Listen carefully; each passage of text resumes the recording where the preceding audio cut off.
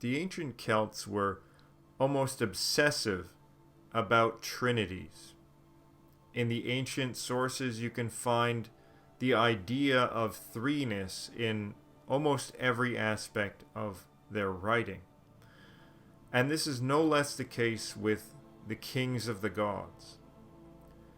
Now, Nuada, Lug, and the Dagda are most commonly given as the kings. And for them, we have the most information, specifically relating to the treasures of the gods they possess, the masters of the islands from which they obtain their learning, and the houses, or the shes that they govern. Now, the islands, located in the north, represent the sacred center of the cosmos, because everything revolves around the North Pole. So if you're looking at the night sky over a long period of time, one notices that everything rotates. The sky rotates around a central axis point in the north. We call it the pole star, or the North Star. So it is this location that is the source of cosmic order, therefore the source of knowledge, and likely the source of origin as well. And so the four islands are Phalius, Gorius, Findius, and Murius. We're not going to deal with Phalius here because we're going to focus specifically on the Trinity. So Gorius, it comes from the word gor, meaning inflammation or fierceness, brightness, burning, fire, heat, this general idea. And this is the origin of the spear of Lu, which probably isn't surprising because the spear itself is often described as being fiery. This doesn't just tell us about the spear of Lu, though. It tells us about the god himself, that his fundamental quality is something that is burning, fierce, bright, hot, etc. This is an attribute of the god, one of his core aspects, in fact. And you could say that if you wanted to take an elemental perspective on this, you could say that this is associated with fire. Findius is the island, the origin of the sword of Nuada. And it's from Find, it means white or holy. Murius is the origin of the Dagda's cauldron, and it means abundance, but also relates to earthen works like ramparts, earthen dikes, and so on. So it has this connotation of both abundance and the earth. So if you wanted to, again, take an elemental perspective, you could perhaps say that it is related to earth. Findius is probably related to water or light, and that Gorius is related to fire. Now, if we take this to a step further and analyze the masters or the sages or the druids of these individual islands, Gorius is governed by Esrus. Now, Esrus seems to come from the word Esru, which means to scatter or disperse, but also means opportunity or passage or outlet. And this relates to the idea of finding a way through, finding a path forward. So if you're scattering or dispersing things in front of you, you're getting rid of the obstacle. And this also relates to the idea that of passage, that if you are seeking a way past or through something, you are seeking how to get from point A to point B. And this relates to the god in such that it is the power of overcoming the obstacle, the power of seeking the path forward. Now, Uscius is the master of Findius. That is the origin point of the sword of Nuada. And Uscius is pretty easy to understand. It means water. So this, of course, relates to Nuada as also being known as Neptune. And I'll be doing a separate video on Nuada at some point, And it's undoubtable that he and Neptune are in fact the same. They're simply different names for the same deity. And we see that Nuada, like Neptune, is strongly associated with water and whiteness or purity.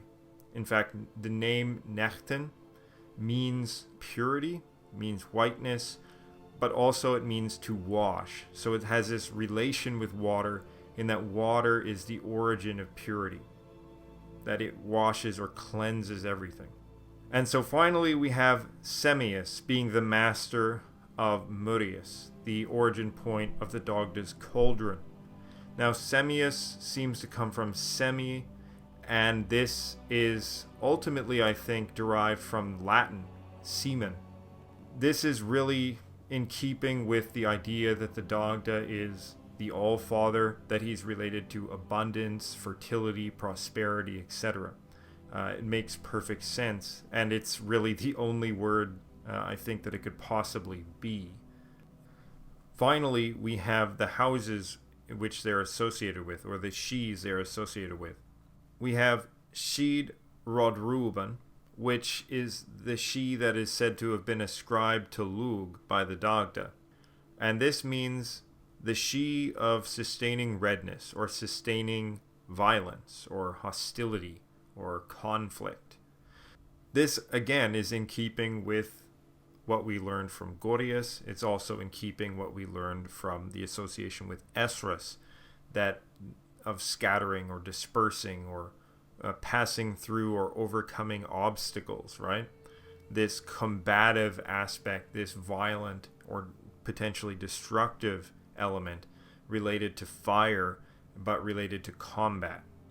Now we have Shed Neptune, which ultimately means white or pure, and is the home of Neptune, but is also the home of Nuada.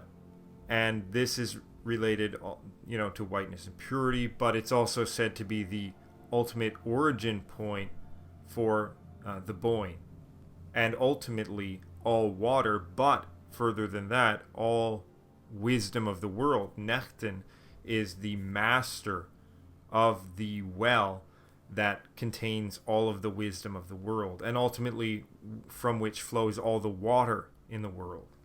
Again, this is in perfect keeping with the idea that he is associated with Findius and Uskius, whiteness and or purity or holiness and water. Finally, we have She Lethet Lachtmaike.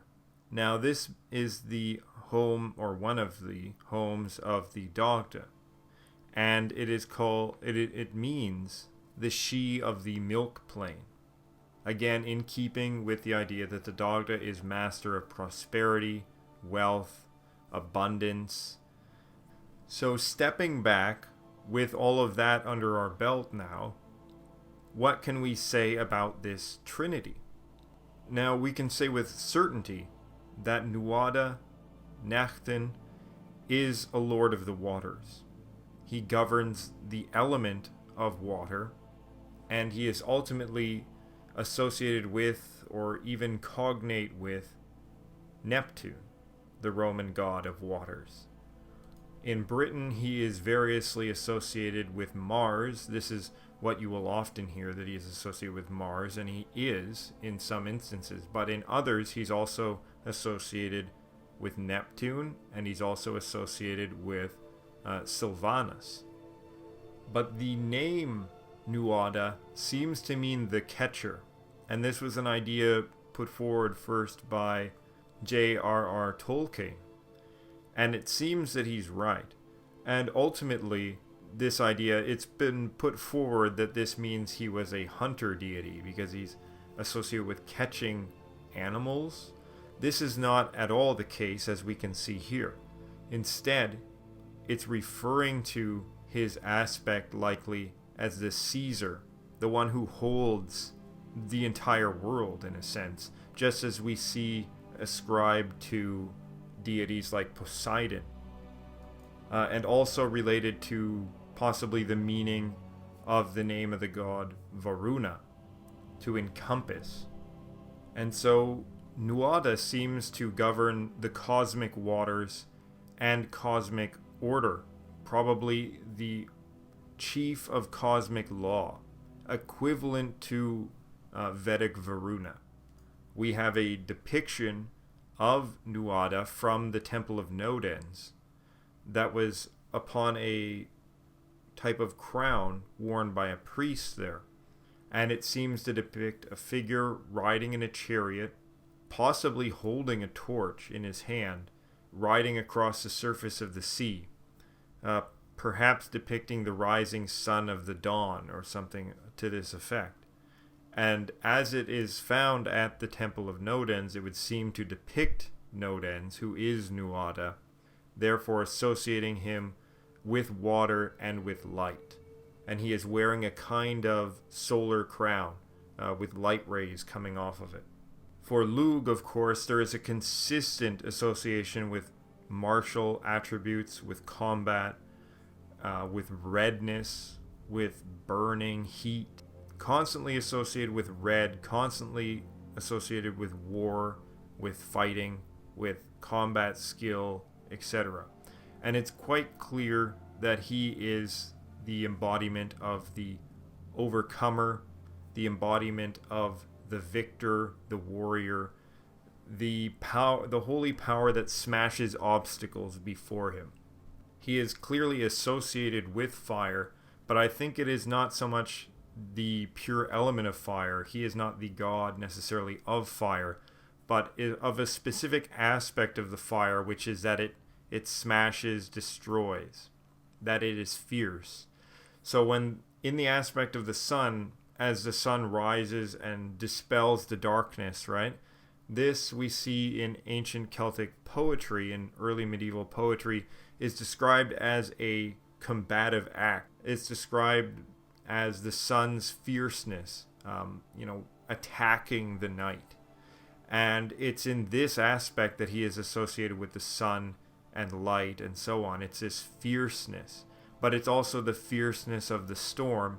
It's also the fierceness of the wind or any other thing that is smashing, attacking, acting in this very aggressive way.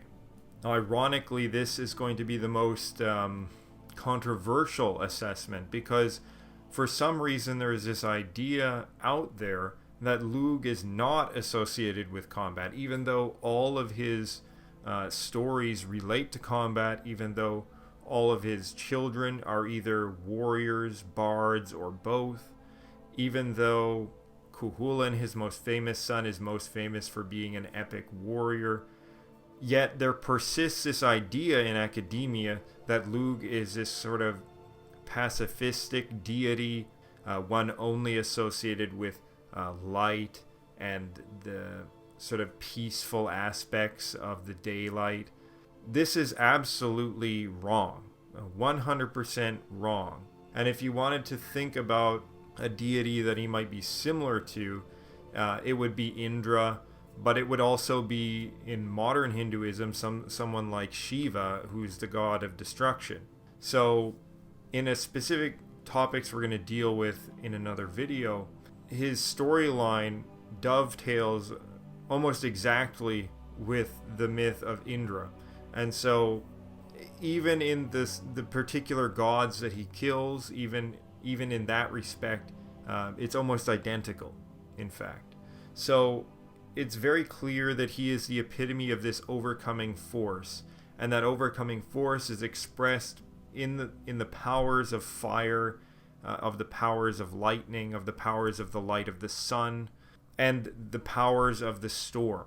But it's not one of these particular things. It is, in fact, everything, right? This is the mistake that people make, is that they want to see the gods very compartmentalized into these individual functions associated with individual attributes or individual particular elements. This, although there are general associations with elements, this doesn't seem to be the main point. It seems to be something beyond that. It is something about the way that the structure of the cosmos is organized in its entirety.